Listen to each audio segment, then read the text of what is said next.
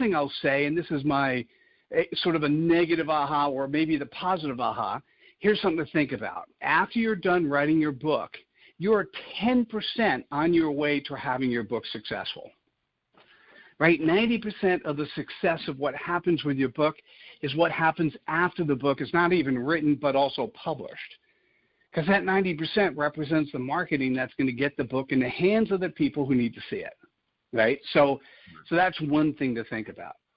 So if 90% of the success of your book happens when after it's published, well, why don't we just focus on how do we get it published quickly, and how do we get it published in a format that today's reader, or more importantly, your prospect, is going to consume it. Right. And that's what I've got a platform. So in addition to the 4 publishing companies, you have a platform called Aha That. It's ahathat.com.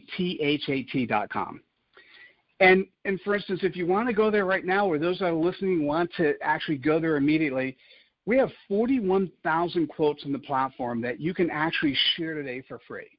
So the platform is free to use, free to share. So if you're trying to be better at sharing good, compelling content on social media, I got 41,000 quotes, and it's free for you to use and share. Wow. Now, where do those quotes come from? Well, some of them I wrote. Actually, a lot of them I wrote.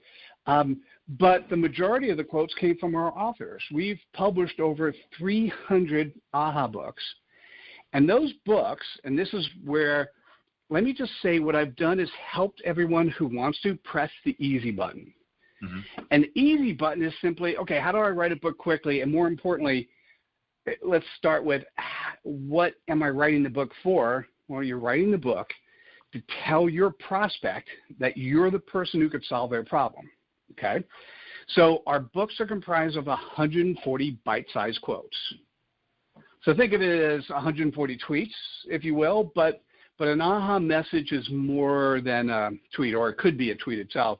The AHA message is something that is compelling, that's straightforward, that you get it immediately. So I'll share.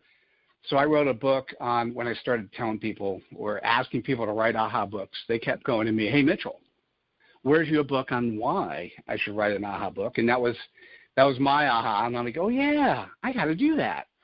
So I ended up interviewing 4 of our authors for a half hour each.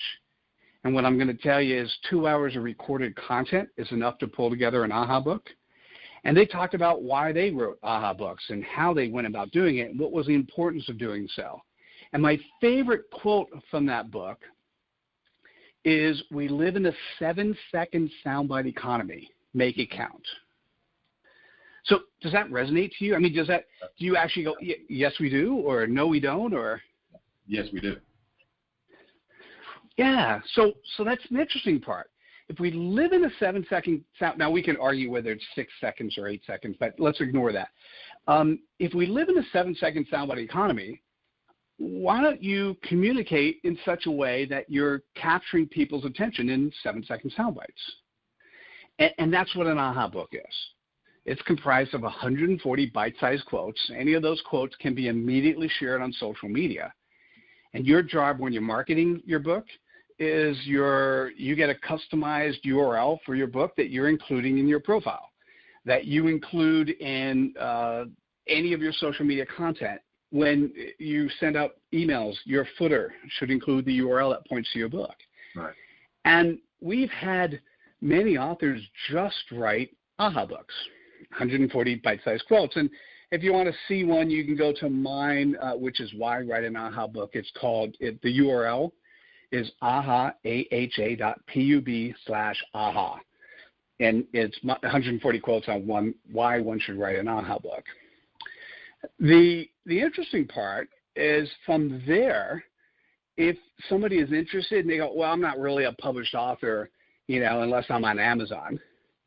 Well, we can actually take your AHA book and turn it into a PDF and a Kindle, and then you're a published author on Amazon. We could also take your AHA book and turn it into hardcover and paperback versions. So we've had authors do all three. So we've had an author who she sat down on a Saturday. Actually, what happened is I was speaking in front of a bunch of consultants, And I basically said, hey, if there's somebody in the room, it's like 25 consultants. I said, if there's somebody in the room who wants to write their book tomorrow, I'll make the following promise.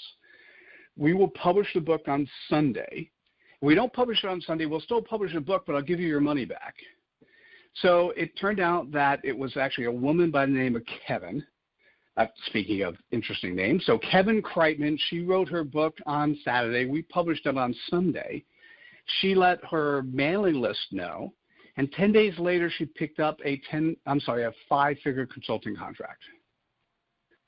That's pretty cool, right? Amazing. Yes, sir. So we've had people do just aha books. We've had people who then have said, hey, listen, I want a PDF or I want a Kindle, and we do that. And then the fun part is when you sit down and you write your aha book with the intent of having it turned into paperback and hardcover. Because once again, when you're meeting a prospect, there is nothing better you can do than hand them a copy of your book, and particularly if it's a hardcover book, hand them a copy of your hardcover book that you've autographed directly for them. It's powerful. So I think the thing to be thinking about regarding this is why, for me, the fun part is why doesn't everyone do that? And let me say, well, they still don't know where to start. So let's talk about how to start, if you don't mind. And Greg, this is where I need you to input, because I think it's really simple, and I've heard feedback that it's simple, but this is a good time to question. So we have, if you go to ahathat.com/author, so ahathat.com/author, we have an 8-step process. But it's really the first 3 steps that are the most relevant. And step 1 is the place that I think is the one that we need to spend the most energy on. And simply, step 1 is a Word document. That Word document has 4 questions in it. The easy questions are, what's your name, what's your bio, what is the title of the book, and what's a 1-paragraph summary? Now, the hardest question is question number 1, so we made it question number 1. And the question, I'll tell you how it reads, and then I'll tell you what it means. So how it reads is, who is your reader, and how will they benefit from the book? What it really is saying is, who is your prospect, and what is their pain point? Okay. Does that help give you an aha moment? Yes, sir. It does. It does. One of the things, and I'm not trying to take over by any means, because I want you to finish this, but I think that one of the things, just in business in general, people don't necessarily know, who their specific audience is, whether or potential client is, and they spend a lot of time floundering, if you will, out there trying to make that decision. So, who is the reader? Yes. That needs to. That's definitely a question that should be asked from the very beginning. Now, here's where it gets interesting, and once again, let's as opposed to even asking the question, who is the reader, who is your prospect, okay, and what is their pain point? So if you're not in business and you're not doing anything, then you may not even have a clue. There's a way to go about doing that, but if you are in business, look at some of your clients and see whether or not the problem that you solve for them is a more universal problem that you could solve for others. Right. Because when we hire somebody to do something for us, whether we're buying a product or buying a service, we're buying that product or service because we think it's going to solve a problem for us, or it's going to deliver us some solution and deliver something of value that we don't have today. So the really interesting part about an aha book is if you write a book that addresses a very focused pain point. See, one of the biggest problems people have is when they write a book, they want to solve world hunger. They want it to be the breadth and depth of the Bible, the first real book that we started thinking about and focusing on. And when you're thinking about today's world, 140 bite-sized quotes, why don't we make the audience as narrow as humanly possible, right? So if you can go after a very narrow audience and you solve, so instead of, what's a good example? Greg, what business are you in? What problems do you solve for your clients? Well, business consulting, business writing plans, marketing strategies, competitive analysis. Uh, we sell ads. We do just a plethora of things underneath the journal. Perfect. And under that, what's a typical client? What do they look like? Typical client for the journal are those startup individuals, that are just going into business for the very first time. They quite honestly are learning as they go, and what we positioned ourselves to be, if you will, the traffic cop. Hey, the bridge is out. Don't go this way. Make a left turn rather than a right turn. We positioned ourselves in the market to be just that, essentially a traffic cop to assist business owners or startups, those entrepreneurs, in their own individual endeavors. Beautiful. Now, is it very wide in terms of who you go after, or is there a particular vertical that you address? Well, honestly, it's wide, but to be perfectly honest, we find ourselves a lot of time focusing on, the individual who is opening up a business for the very first time. Perfect. And that business, is it typically a consulting business, like a professional services business, or is it a product? Is it a franchise? Is it what typically do you see? Right. I mean, they're providing products and services. Nothing of a franchise sort as of yet, but what we would even label as a mom and pop type company.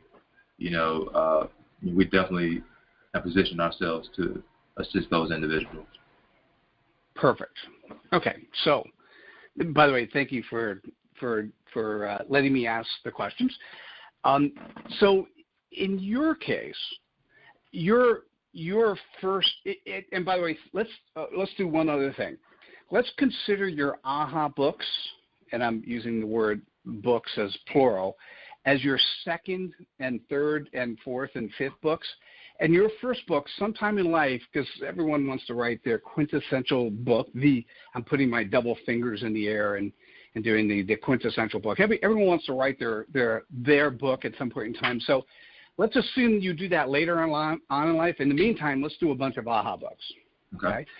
So the first AHA book you should think about who is so clearly we want the ma and pa business owner who's starting their business, and if the first thing you think they need to do is write their business plan, then your first book could be business plans for mom and pop businesses who are indie, and then you could go as far as to say who are starting barbershops, who are and you just keep going through who are starting laundromats, who are starting restaurants, who are starting, and you just go through in the services space, who are doing graphic design, who's doing website building, who's doing lead generation, right? Each one of those would be a separate AHA book, right? So your primary focus in that case would be the business plan.